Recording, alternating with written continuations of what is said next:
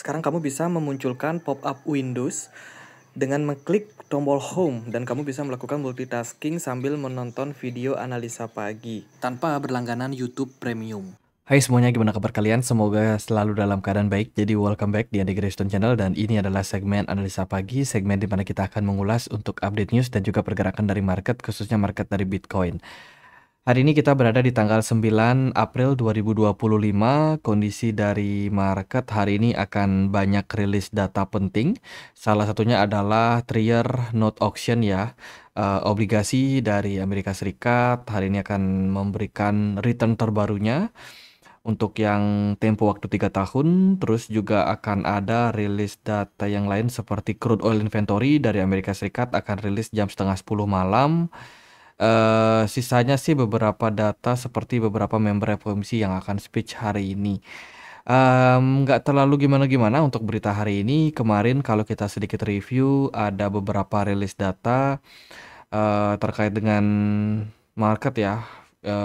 Bahkan short term energy outlook dari Amerika Serikat juga menunjukkan bahwa potensi oil itu mengalami penurunan harga gitu. Dikala perang dagang sedang terjadi, impact daripada Donald Trump yang menaikkan tarif import mereka seperti itu. Jadi bisa dibilang dari beberapa sentimen data news itu lumayan masih oke lah untuk market sekarang ini. Sekilas kita lihat untuk Fed Rate Monitor Tools. Jadi the Fed itu bakalan melakukan pemangkasan suku bunga pada bulan Mei. Ini lumayan besar probability-nya.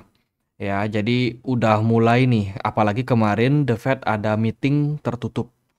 Ya, jadi sekarang sudah mulai semakin semakin deras gitu arus informasi terkait dengan rumor-rumor yang akan mengatakan The Fed ini akan mulai memangkas suku bunganya pada bulan Mei. Nah, kita lihat dari data ya, teman-teman. Jadi ada kemungkinan 46,1% The Fed itu akan melakukan pemangkasan suku bunga sebesar 2,25 basis point atau 0,25%. Dan kemungkinan yang lain adalah 53,9% The Fed akan mempertahankan suku bunganya di posisi saat ini. Jadi interest rate decision tersebut akan dilakukan di tanggal 8 Mei 2025. Jadi ini bakalan menjadi katalis yang penting. Kita masih punya 4 minggu ke depan dan tentu saja akan ada beberapa hal yang bisa dipertimbangkan. Yang pertama adalah tarif pajak yang sudah dinaikkan. Itu tentu saja akan memberikan impact ke market. Ya, barang-barang import tiba-tiba bisa naik melonjak drastis harganya sehingga ini akan menimbulkan inflasi yang cenderung naik. Tapi di satu sisi, daya beli masyarakat yang memang sudah turun di berbagai negara ini juga akan bisa membuat perekonomian lebih sulit, lebih stagnan seperti itu. Dan ya bakalan sangat-sangat penting untuk kita melihat seperti apa data inflasi, which is itu PCE inflation, CPI, dan juga PPI dari Amerika Serikat. Let's see teman-teman. Oke, kita akan lihat dari beberapa data kemarin di mana yang kena long squeeze adalah sekitar 300 juta US dollar. Makin banyak aja para trader yang kena squeezing ya dari market, impact daripada penurunan yang terjadi tiba-tiba di beberapa hari terakhir, 2 hari terakhir gitu. Dan kalau kita lihat dari kondisi market, Ethereum masih didominasi oleh arus keluar ya dengan outflow yang lumayan signifikan. Kemudian Bitcoin, XRP dan kawan-kawan juga masih dalam arus keluar gitu. Kalau kita lihat dari pemberitaan yang lain, Donald Trump di Twitternya itu nge-tweet kembali, Amerika Serikat memiliki kesempatan untuk melakukan sesuatu yang seharusnya sudah dilakukan puluhan tahun yang lalu. Jangan lemah, jangan bodoh, jangan panik. Ya, jadilah kuat, berani, sabar, dan kehebatan akan menjadi hasilnya. Wah, ini benar-benar sangat sangat memberikan semangat gitu, teman-teman. Jadi kalau kita lihat memang Trump adalah presiden yang nasionalis, dia juga adalah seorang pebisnis, jadi dia tahu apa yang dia lakukan, apakah akan menguntungkan untuk bisnisnya sendiri, ya, dan juga gimana kondisi dari perekonomian gitu. Jadi kalau kita lihat dari perspektif ini, sebenarnya Donald Trump ini nggak pengen Amerika Serikat itu diremehkan.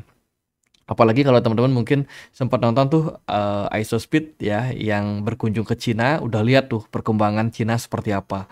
teman-teman, teknologinya, kemudian juga seperti apa namanya, integrated city yang dibangun oleh China, dan ini bikin nampaknya Amerika Serikat ini udah mulai merasa kok kita ketinggalan ya gitu. Jadi mereka harus bertindak tegas ya untuk tetap membuat dolar dan juga Amerika Serikat ini mendominasi menjadi polusi dunia. Jadi gimana caranya ya Donald Trump melakukan cara-cara seperti saat ini gitu, menaikkan tarif pajak, menunjukkan kepada seluruh dunia bahwa Amerika Serikat ini masih punya taring seperti itu.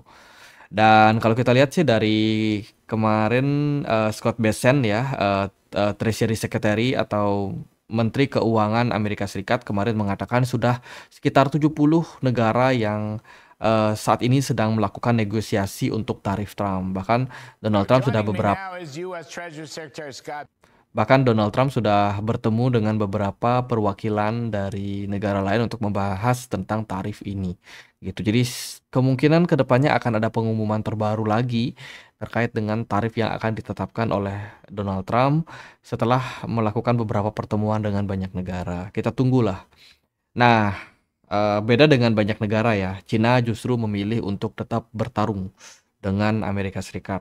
Kali ini Cina datang tidak dengan tangan kosong, tapi Cina datang dengan tingkat kemajuan yang sudah bisa dibilang ya kalau kita ukur ya dengan Amerika Serikat, kita bandingkan, kelihatannya memang Cina jauh lebih maju dibandingkan dengan Amerika Serikat gitu. Mungkin tidak di seluruh wilayah, tapi at least ada beberapa wilayah Cina ini yang memang sudah kelihatan bahwa ekonomi mereka itu cenderung lebih kuat, kemajuan teknologinya lebih baik, teknologi AI dan lain sebagainya, infrastruktur itu sudah lebih baik dari Amerika Serikat gitu. Jadi Cina sendiri melihat bahwa mereka sekarang sudah menjadi market yang mendominasi khususnya di kawasan Asia.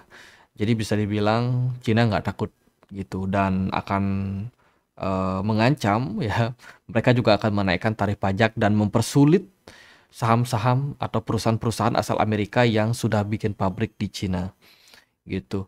Dan tak gentar Amerika Serikat membalas teman-teman dengan berencana untuk menaikkan tarifnya ya sampai dengan 50%. Maka totalnya nanti akan menjadi tarif import dari Cina itu akan menjadi 104%. Ini bukan sebuah ancaman omong kosong ya teman-teman, ini ancaman bener real, perang dagang beneran real, Amerika versus China. Yuan kemarin drop teman-teman, karena saham-saham Cina juga udah turun ya kan, banyak investor yang panik dari market Cina menyikapi tentang perang dagang ini yang memang membuat ketidakpastian dari pasar. Kemudian juga dari berita yang lain, BlackRock mulai mulai panik sepertinya.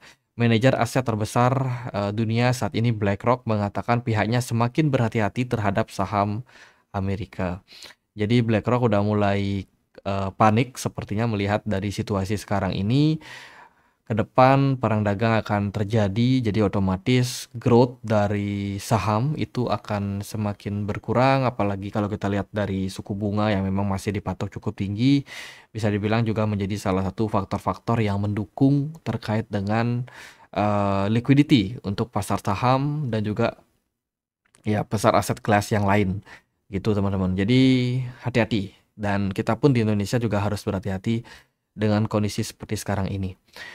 Kemarin juga ada pertemuan tertutup ya yang dilakukan oleh Federal Reserve jam 11.30 waktu setempat, dan terkait dengan hal ini di tengah-tengah Donald Trump menaikkan tarif pajak import ya kepada Amerika Serikat, The Fed justru melakukan pertemuan tertutup. Sebenarnya belum ada laporan resmi apa yang dibahas oleh The Fed dan keputusan apa yang kira-kira bisa diaplikasikan ke market gitu, tapi kemungkinan meeting yang tertutup kemarin ini itu dilakukan dengan tujuan untuk membahas kebijakan dari Trump gitu, yang memang saat ini sedang melakukan pengetatan seperti itu ya. Trump melakukan pengetatan terkait dengan barang-barang import. Dan impact-nya adalah Jerome Powell mulai khawatir terkait dengan kemungkinan inflasi yang naik signifikan di awal-awal. eh, ya paniknya market ini tentu saja akan menjadi pertimbangan terkait dengan keputusan yang akan diambil oleh Powell ke depannya gitu.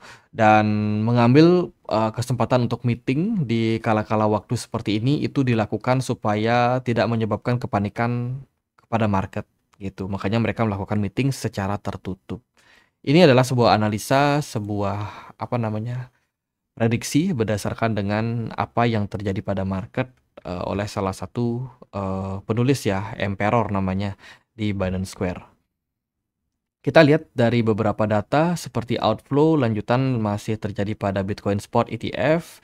Ada data sekitar 109 juta US dollar keluar ya. Sementara dari Ethereum kita coba cek dari Soso Value. Oke, wait a second. Dari ETF, Ethereum ini masih dalam arus keluar, tapi arus keluarnya nggak terlalu signifikan, didominasi oleh Grayscale yang masih dalam arus keluar. Kemudian Michael Egorov, founder dari Curve Finance, dikabarkan kemarin jual sekitar 236.000 CRV. Ya, jadi foundernya sendiri juga turut melakukan penjualan pada token CRV. Wah, gimana nih? Parah banget. Binance dikabarkan sedang melakukan voting untuk mendelisting beberapa koin. Teman-teman, ada Badger, ada BAL, Beta, Cream, CTXC, Elf, lalu ada Fyro, ada Heart, Nulls, terus ada Pros, SNT, Troy, UFT, dan FIDT. Ini bakalan ya, jadi ada beberapa koin yang bakalan dipilih untuk di delisting. Sekarang mereka sedang melakukan voting, sudah sekitar 103.000 orang yang melakukan voting dalam acara tersebut, teman-teman. Kita akan tunggu koin mana yang akan di delisting. Kemudian Hong Kong baru aja approve virtual asset ETF staking. Ini sebuah produk baru ya yang diluncurkan oleh Hong Kong gitu, gabungan dari beberapa produk kripto yang bisa di staking. Tujuannya adalah untuk menarik para investor. Sebenarnya sih impactnya nggak terlalu signifikan ya untuk market Hong Kong. Karena kalau kita lihat juga dari data Soso Value itu memang menunjukkan bahwa sebenarnya minat dari investor Hong Kong terkait dengan Bitcoin Spot ETF ataupun Ethereum Spot ETF itu nggak terlalu banyak. Bahkan tiap hari pun belum tentu ada transaksi. Jadi kecil banget lah impactnya. Itu kemudian dari berita yang lain juga, Ripple baru saja mengakuisisi salah satu perusahaan bernama Hayden Road senilai 1,25 miliar US dollar. Cukup besar nilai investasinya. Diharapkan ini bisa memperkuat kondisi dari saham Ripple ya, dan mungkin XRP kena dampak di perdagangan kemarin. XRP itu nggak terlalu kena dampak di perdagangan kemarin. Oh ya, sebelum kita lanjut teman-teman, aku mau informasikan dulu ada campaign Easter Bunny Wonderland dari Get.io. Teman-teman bisa login setiap hari untuk mendapatkan kesempatan main. Ya, nanti teman-teman bisa dapetin apa namanya hadiah lewat permainan yang ada di sini. Cara mainnya gimana? Teman-teman bisa main kayak main Candy Crush ya. Cuma mindah-mindahin telur aja di sini, kumpulin poin. Nanti hadiahnya bisa teman-teman tukar. Untuk bisa mendapatkan hadiah lebih banyak, teman-teman bisa melakukan deposit, bisa melakukan spot trading, futures trading, pilot trading, dan juga beberapa kegiatan lain seperti mengikuti launch pool, kemudian socialize, bikin postingan, kemudian juga bisa ikut live juga di Get.io. Di sini semuanya sudah tersedia. Cari menu yang launch untuk teman-teman yang pengen ikut launch pool. Kemudian ada di menu momen untuk teman-teman yang pengen lihat get post atau ikut live streaming. Gitu contohnya di live pool, di launch pool teman-teman bisa ikutin beberapa launch pool juga kayak token Ale. Terus Numi kemarin ya, ini bisa staking Ethereum kalian atau staking token Ale untuk mendapatkan token Ale gitu. Dan ada banyak sekali kripto yang bisa teman-teman staking di sini. Ya, hampir semua lah. Bahkan stablecoin USDT pun returnnya 10%. 9,99%. Oke, itu kita akan lanjut ya, lihat ke kondisi dari pasar. Hari ini Bitcoin dan kawan-kawan kembali mendapatkan pricing. Kemarin closingnya lumayan oke. Bitcoin closing di kisaran level 78.000, hanya saja gagal dipertahankan dan saat ini kembali sharing pressure terjadi pada market. Kondisi dari indeks dolar mulai turun, emas mulai stabil, S&P 500 kemarin masih dalam arus keluar, Bitcoin juga kurang lebih sama. Bitcoin dominance naik, altcoin kembali tertekan. Saat ini kemungkinan pergerakan dari Bitcoin masih bakalan misteri, teman-teman. Secara volume perdagangan kemarin itu lumayan tinggi. Dalam 3 hari terakhir itu volume perdagangnya tinggi, naik ya. Tapi smart money-nya makin lama makin kecil pada market. Saya pribadi belum mengambil tindakan apa-apa ya. Saya masih santai staking USDT dan juga simpan beberapa emas, teman-teman. Jadi portfolio saya kurang lebih masih sama gitu-gitu aja. Saya sendiri nggak terlalu agresif, nggak terlalu berambisi. Apalagi ada reward staking yang juga lumayan gede. Jadi better main aman aja ya kan. Dan ya nunggu momentum sembari The Fed kapan pangkas suku bunga itu akan menjadi katalis yang menarik untuk saya dan saya akan lebih memilih untuk wait and see sementara ini. Mungkin April nggak akan terlalu agresif. Kalau ada momentum dump itu saya akan coba buat maksimalkan, tapi tergantung turunnya sampai harga berapa. Saat ini sih target dari saya pribadi ya. Saya udah bikin kalkulasinya kemarin. Itu adalah di last all time high 2021, 2022 itu. Oh, 2021 teman-teman. Ini last all time high-nya adalah di 68.000. Saya menargetkan Bitcoin bisa turun sampai level tersebut. Seandainya kalau Bitcoin sudah bisa turun menyentuh level tersebut aja, saya akan mulai untuk kembali melakukan pembelian. Saya nggak expect jujur aja Bitcoin turun dalam. Ya, pada fase kali ini menurut saya level 68.000 akan menjadi level yang cukup penting untuk Bitcoin gitu. Seandainya kalau Bitcoin turun di bawah level 76.000 bahkan bisa ke 68.000 atau di bawahnya, saya akan beli lagi Bitcoin ya. Mungkin altcoin nanti dulu lah, cari posisi biar lebih stabil aja market karena sekarang banyak whales yang sedang buang altcoin, even itu founder ataupun juga orang yang menciptakan token tersebut juga udah banyak yang jualan seperti itu. Jadi saya nggak mau ambil resiko. Bitcoin akan saya tunggu teman-teman. Jadi itu planning saya. Ini nggak harus teman-teman ikutin ya, dan teman-teman harus melakukan riset sendiri. Kalau kita lihat juga dari momentum kali ini pergerakan Bitcoin, kalau seandainya closing di bawah 79.000, ini berarti tidak mengkonfirmasi pergerakan doji di hari kemarin. Ya, artinya tekanan jual masih signifikan dan belum ada pembalikan arah untuk pasar. Jadi ada kemungkinan pergerakan Bitcoin masih bisa turun lebih dalam dari harganya saat ini. Gitu. Sementara sih so far itu yang kita bisa tangkap pada pergerakan Bitcoin. Kenaikan kemarin itu nampaknya adalah untuk melikuidasi yang pasang short position, ya kan? Sekarang yang pasang long disikat sama wheels-nya dan market masih akan mengkalkulasi kemana arah ke depannya gitu. Jadi pada intinya adalah saya memilih untuk wait and see, menunggu Bitcoin ke harga yang lebih rendah lagi gitu. Menurut kalian gimana? Apakah Bitcoin bakalan bouncing? Ya, apalagi kalau kita lihat juga sebenarnya tren pergerakan Bitcoin ini belum patah. Bitcoin masih punya opportunity untuk kembali rally. Tapi syaratnya adalah dia mantul di harga saat-saat ini. Gitu. Tapi kalau itu tidak terjadi, maka siap-siap koreksi yang lebih besar pada Bitcoin. Jadi keep on eyes, pantau market karena di beberapa hari ke depan ini bakalan bisa menjadi crucial movement untuk Bitcoin. Gitu aja buat update kali ini, semoga videonya bisa bermanfaat. Teman-teman, kita punya komunitas diskusi di Telegram, tempat aku untuk update berita-berita terbaru untuk pasar. Buat teman-teman yang pengen join ataupun pengen discuss juga di komunitas Telegram kita, bisa cek link yang ada di kolom deskripsi video ini. Sekian aja akhir kata saya Andre, makasih.